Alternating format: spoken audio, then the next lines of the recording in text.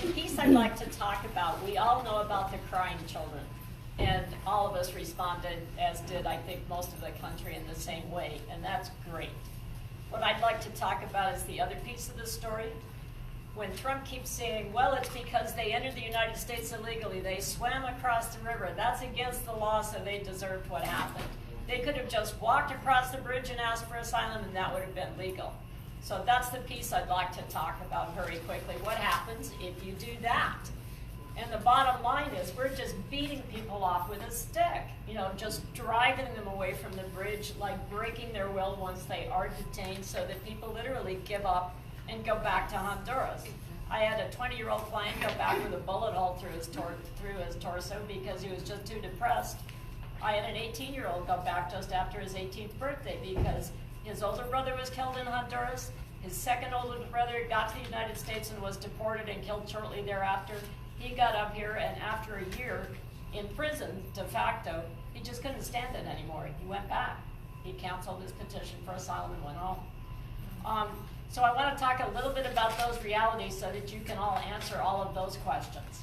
I think all of you know a little bit about what's been happening recently at the international bridges. And I should start by saying each bridge is different. Every 10 minutes it's different. Each state is different. But this is what I've been seeing: Brownsville, Roma, and Miguel Alemán, and also especially Reynosa, which is where I go the most. At the beginning of last year, Trump started a policy where people would start arriving at the bridge and say, I'm here to ask for asylum, and they'd say, no, go home, we don't do that anymore. And one of my clients who'd been in a terrible wreck on the way north, a van wrecked, it was packed with 35 people. It flipped over and crashed, her child was crushed to death, she had a smashed pelvis and broken shoulder and femur.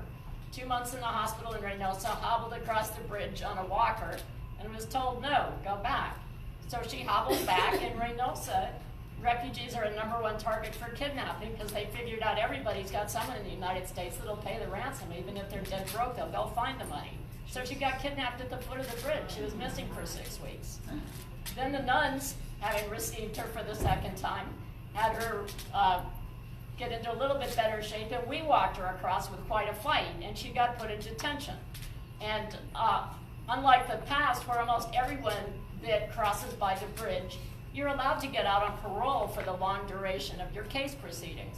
If you've got good ID, you've got legal relatives here who can sponsor you, and you've never committed a crime, they're supposed to be let out.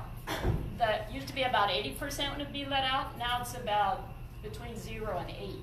That's all happened recently. So after a year, her surgical site was reopening, and she nearly died. For month after month, they gave her inadequate antibiotics. She was washing it out herself in the shower and dressing it with Kotex because they didn't give her enough bandages.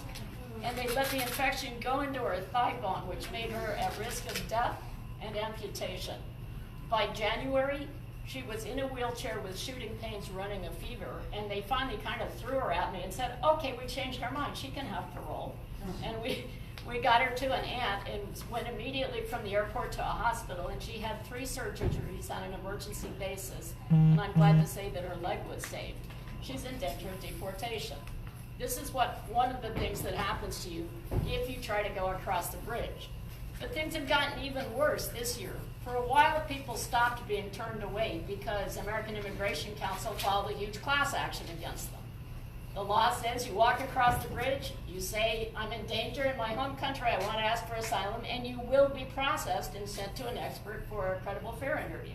But people weren't. That changed, things seemed to be going back to normal until maybe late May. I started hearing that on the Reynosa Bridge, everyone's sitting on the bridge for days on end and not being let in. That's like, what? So I went roaring over there, and I was there every single week, and in fact, that's how most of us Tias met each other and got very angry, right? There were 30 to 50 people out there on the other bridges too. There were many small children. There was a 3-month-old baby who ended up in the hospital.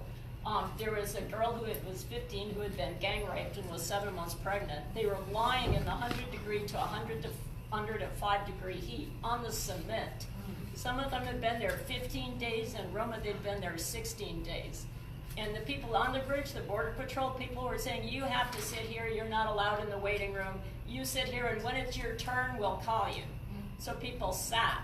and sat. They had no food. They were not allowed to go to the air-conditioned waiting room. They were not allowed bathroom privileges. No one was giving them water or food. So all of us did. And then that got embarrassing because Congress people came down. And for a while, they were off the bridge. But then a few weeks ago, they were back for quite a while. They were 8 days on the Reynosa Bridge.